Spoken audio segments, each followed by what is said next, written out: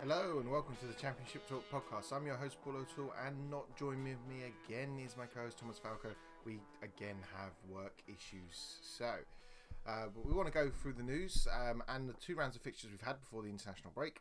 So we're going to start with the last game at Middlesbrough for Neil Warnock. It was announced after the game, about 2 or 3 minutes after the game on Saturday, that he was going to leave Middlesbrough immediately. He did a really interesting interview with after the game, where he basically said he knew before the game that he was going, and that a lot of the media speculation around his replacement was already in place.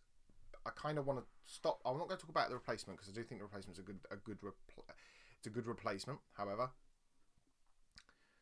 Neil Warnock's been in management for a good number of years. I think the way that they've treated him is disgraceful. I think that's, he only had, he said he'd only had to the end of the season. He said in his interview that he hadn't had any money to build this squad, and that the new manager coming in January will have funds to try and get Middlesbrough into the playoffs. But Neil Warnock is one of the longest serving managers in football, and you just think the way Middlesbrough have treated him is awful. And we sometimes criticise clubs when they don't have a replacement lined up. Personally, I don't think he's done a bad job at Middlesbrough. When you actually look at a lot of when you look at where they are in the table, and you look at the squad they've got, I don't think you can say he's done a bad job. They're 14th at the minute, 22 points. But the team they've got probably is a mid-table Championship side. Have they got a better team than Forest? No. Have they got a better team than Blackburn? No. Certainly individual-wise, Neil Warnock got the best out of that squad, and I just think the way that for him to make him go into a game, it shows his commitment and dedication, that he wouldn't just go, right, Sodja, I'm off. He saw out almost his notice period, and I think that just shows the commitment of Neil Warnock, and I just think that just lacks a little bit of class from Middlesbrough and the way that they've treated him. So we're going to move on to the new manager, Chris Wilder.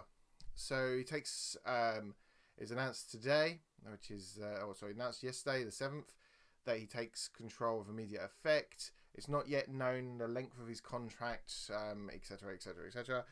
I am glad to see him back in football management.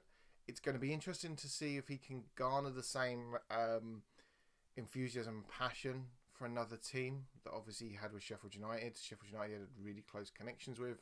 So it'll be interesting to see if he has that same connection, or creates that same connection with Middlesbrough players and fans, because that was such a big part of what made Sheffield United so successful. He is a very good manager. When you listen to him talk on, he was on Match of the Day. When you listen to him talk, he's very articulate. He sees the game differently, certainly to the other pundits, but that's not really hard because the other pundits are more just like, oh, football, kick it. He was very articulate, very tactically aware. I think it's going to be good for Middlesbrough. How quick he has success, I don't know. Obviously, players in January.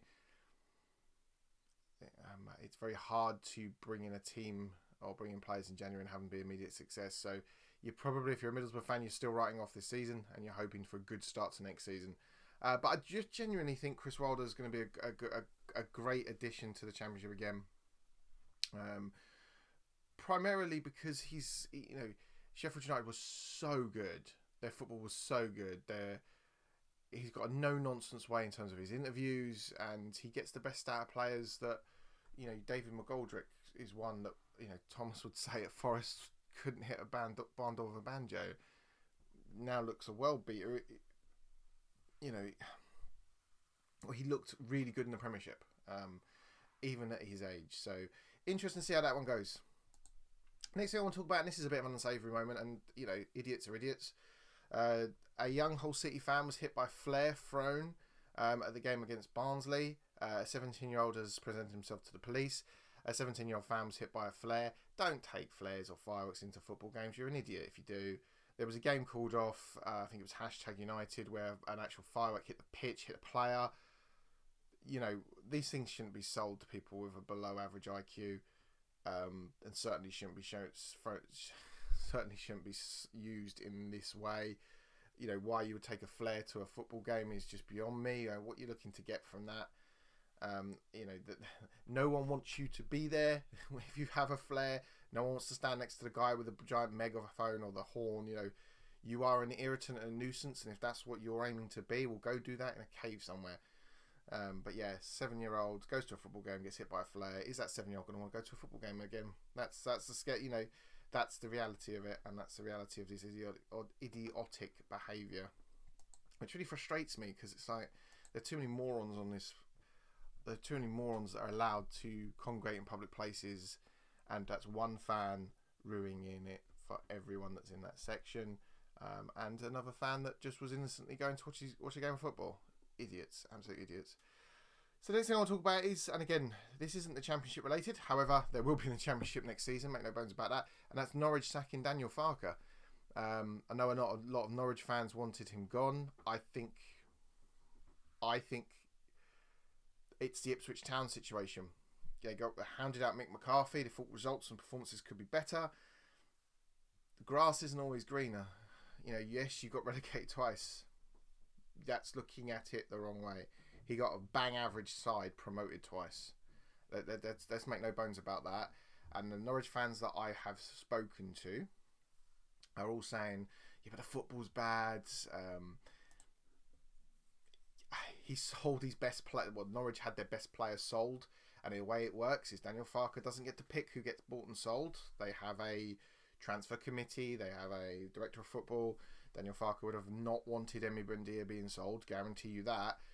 And when you lose your most creative player and easily the best player in your side 4-5 seasons running, Jamie Maddison, you just kind of look at that and think, you can't keep doing that and keep bringing in players that no one's heard of, keep bringing young players and still get success. Buendia leaving, that's £30 million. Yeah, they say, oh yeah, but he had 50 million to sell. Yeah, that's his net 20 million to stay in the Premier League. Which is going to be, you know, Norwich will be a great addition to the Championship next season. Whoever they get probably won't last the season because that's how things tend to roll. And there'll be a lot of Championship clubs looking at Farke thinking, yay, he can get us back in, which will be good. So that concludes this episode of the news. As I say, we will be back after the international break. Hopefully it's both myself and Falco. As always, leave us a like or any kind of comment and we will look to respond. Check out the main podcast on our main feed where I'm going to do the 2 rounds of fixtures we've got coming up, some amazing goals, and I shall catch you all next week. Goodbye.